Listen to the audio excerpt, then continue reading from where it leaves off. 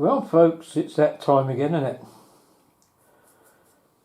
Made a rod for my own back with this model railway stuff, haven't I? But once again I'm absolutely staggered by the amount of people that are actually looking at these crap videos. Thank you for looking in. Actually I suppose it's quite good to have an idiot's guide. There's some very, very good professional railway modelers around and their videos are excellent, but sometimes I think it's good to see what your average know-nothing bloke does to try and get to know something. Anyway, before we get on to this week's subject, I just wanted to show something. This actually is a little shout out to a chap who's recently started subscribing in Belgium. I can't remember what his YouTube channel's. It's something to do with Russian Railways 00387 or whatever it is. You know who I mean. And you've got a little terrier running, which I've spoken about before. Kenton Sussex Railway number 3, Bodgham, which is the station that I work at. Well, I just thought I'd show you. I order cakes online from an excellent chap down in Somerset called Sean the Chef, and has his own website, which I would. I'm not being sponsored in any way for this, but I like his cakes, and if you want to go and have a look, you go and have a look. He's Sean the Chef. That's his place. But they come in these nice boxes, which are very similar to the boxes that I've got to store my model railway stuff. So I just thought I'd show my Belgian friend.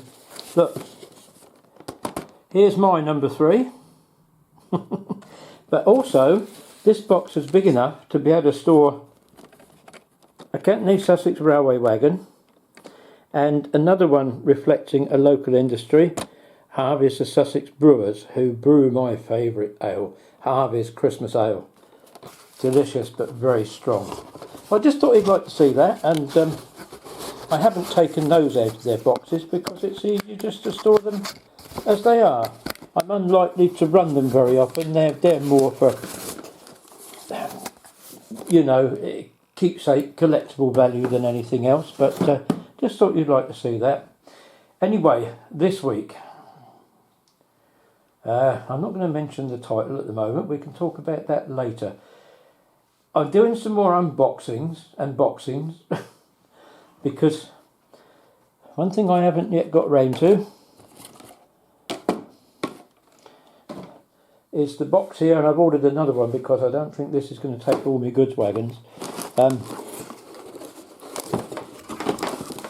But this week we're going to fit the freight wagons into the boxes. And I can hear you all screaming at me again, don't throw away the boxes, don't throw away the boxes. Yes, I am going to throw away the boxes.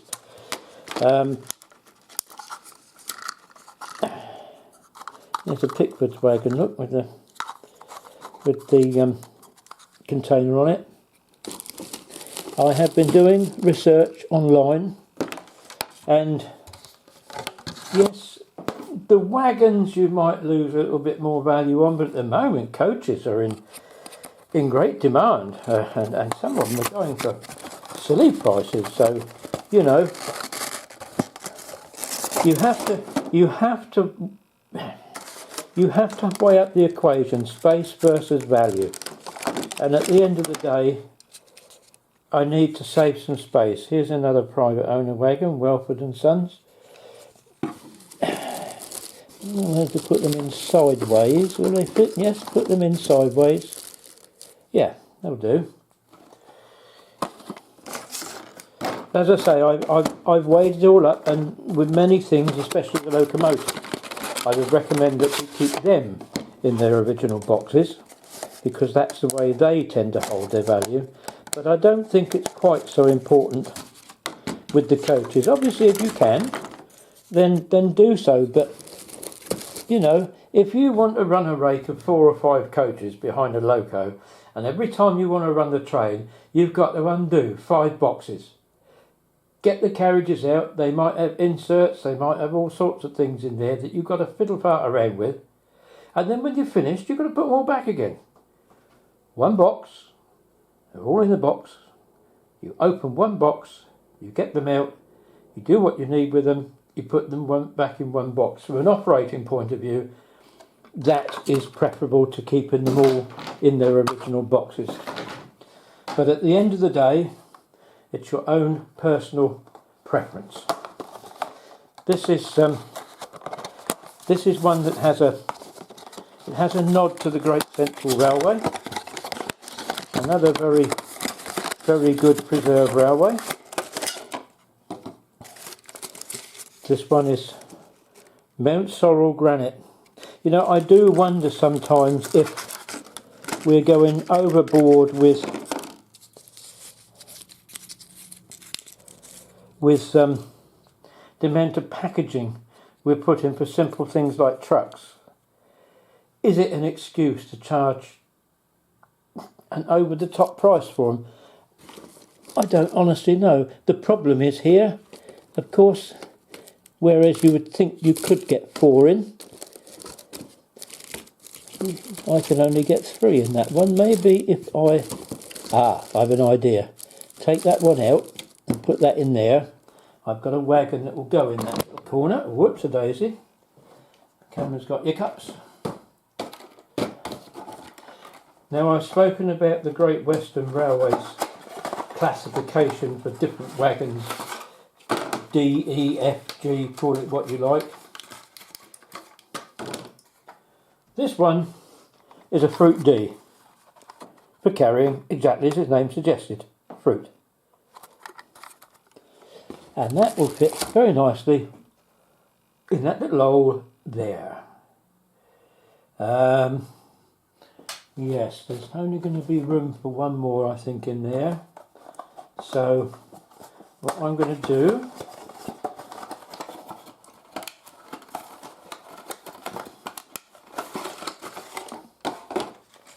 and again you've got this clamshell. I'm sorry, model manufacturers, are these things really necessary? It's just, I know it protects them, and I'm not saying it doesn't, but is it really? It's over the top, isn't it? Let's be honest. And here's the towed brake van. That will fit very nicely in there, which will actually, this thing's on the move, isn't it? Give me room to put the next item in, which is actually going to Hornby for a change. Well, let me see. I think it's about the only Hornby goods wagon I've got, and again, you get a lovely amount of detail on some of these trucks. I'm not trying to be disparaging about that. They're a much better standard than they used to be. Look at that. That's lovely for a horse box, isn't it? It's just the packaging. It really is over the top. So you've got all of this stuff. It just takes up space. It really takes up space. Now you look at all the size of them boxes, like that one. Just imagine, boom, three of them, they're all coming down in a line. How much space I'm saving with these? An awful lot. Right, what have we got next? We'll have an early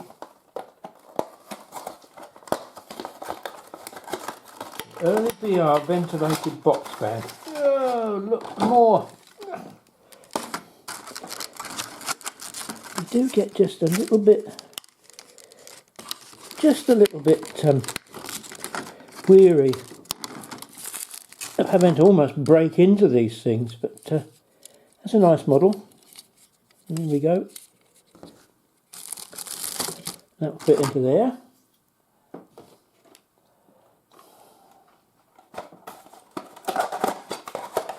But of course, if you're having any kind of line that goes through the countryside like mine is supposedly on, local traffic, especially in market towns, would often include cattle. So here is a cattle wagon. That fits in there. There. Now I've got to start Choice. I've got a bulk pack of 3 tanker wagons. I'm sure I've got some more goods wagons somewhere, but if I haven't, I may very well acquire some more. Here's a good one. This is slope-sided mineral wagon. We'll put that in there for now. The 3 tankers, petrol tank wagons, I know for a fact they won't go in there, as well as this one, which is another one with a damn clamshell on it. There we go. Open sesame. There we are. I mean, they are very nicely detailed, these models, aren't they? It's not a problem. I mean, that will make up quite a nice mixed goods train there. And what you got? You've got your brake van, and 1, 2, 3, 4, 5, 6, 7, 8, 9, and three petrol tankers. That will be 12. I'm just going to get the pack of petrol tanks in because I'm just going to see if they would fit. Well, by a little bit of jiggery pokery, I've managed to get all the trucks in together, which means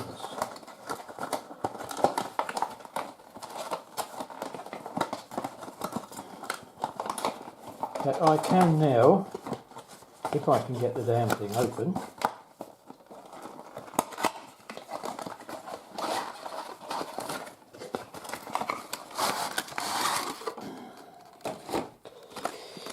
and here we have a black piece of paper, and I have to get it off. There we are. Some nicely weathered. Oh, we're not even looking at it, are we? SO tankers.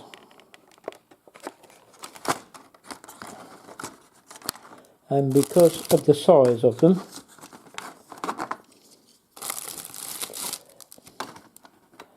we're only going to have room for 3 in the bottom. No room for a fourth wagon, I don't think. No, it would have to be a very, very tiny one. So just the 3 in the bottom.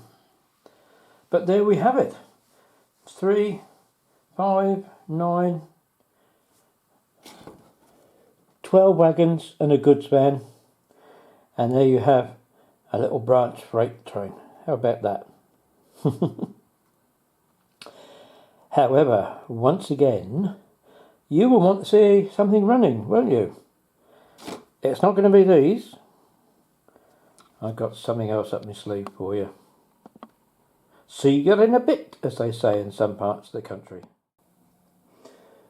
Well, folks, you might as well say it all started with a book. This one. Now, I think regular viewers will know that I have a fascination for prototypes, one-offs, and all these things that developed through the history of the development of the modernisation of British railways, from the steam era until, shall we say, first generation diesels, etc. But I've always been fascinated by this locomotive. And I bought this book way back when. And as you can see, it's a thick book. It really is a thick book, and it's full of fascinating information. Probably quite easily available now at a reasonable price. And I'll just zoom in there for you. Now that is all you probably would need if you wanted to buy it for yourself. I hope the publisher of the book won't mind me using this. It is to benefit them. I'm promoting the book, if you like. But if you're still hearing this, it's because nobody's questioned the copyright. You have to be so careful nowadays, don't you? But I'm only doing a review, that's all. I'm not using the thing for my own purposes, let's put it that way. So anyway, cut a long story short, I wondered if anybody would ever make a model of the Leader. And guess what your guest engine for today is? I've just received, finally, I've only been waiting 3 years or so for it, my model of the Bulleid Leader from KR Models. I'm sorry, KR, I have to take a little bit of issue with you here. I didn't think it very fair that those of us that have had our money tied up with KR for 3 years should have to wait until after the retailers to get our models. I did politely take it up with them. Unfortunately, I got a typical sort of corporate response. Well, it's easier to post one big box than loads of little ones, and they all came over on the same pallet. I'm sorry, KR, but I really do feel on behalf of all those of us that have supported you with various models, we pay our money up front, and obviously it helps you to finance the making of the model. Can you not please tell your distributors in the UK, don't send to the retailers until all the subscribers issues have been released. It's not very nice to get a message saying that I could go to a model shop with cash and buy one of these models off the shelf days before I get mine. I don't think that's fair, but anyway, that's a moan. And also, I will be contacting them again because we have this instruction sheet for the DCC, and look at what it says at the bottom. Well, DCC secure users, the light functions are what? Sorry, KR, you've messed up a little bit this time, but let's see how the model performs, because I've not been dissatisfied with the models I've had in the past. So let's see what happens, shall we? Well, as you can see, there is an uncanny resemblance in many aspects of this bodywork to the class 59 and 66 sheds, as you'll see when it goes by. But this loco was a result of Oliver Bulleid wanted to try and prove that he could bring steam into the modern era. Now he had to work quick because he started developing this at a time when British Railways was about to be nationalised, but he had just enough going on in Brighton Works to be able to continue and complete the project in late 1949. All he ever did though really was run a series of trials, including one in late 1950 that showed it was really quite a powerful locomotive. Unfortunately, by that time they decided it wasn't any good, and this was cut up in 1951. It was the only one that was ever completed, and there were 4 others, 36, 00, 2, 3, 4 and 5, which were in various stages of construction, and they were all cut up together. So this model now is really representing a piece of history. Bulleid went on to Ireland after he resigned from the southern region and designed an internal double-ended locomotive that burned turf, which was quite successful, but CIE never really used it on anything more than a handful of goods trains, and Bulleid left taking this whole concept with him. Unfortunately, as you will see when the train goes by, you'll see the door and slight windows in the side. That was where the fireman was, totally enclosed, very little in the way of ventilation, and the fireman really sweltered in there. Why Bulleid didn't take advantage of the technology that had been realistic sounds.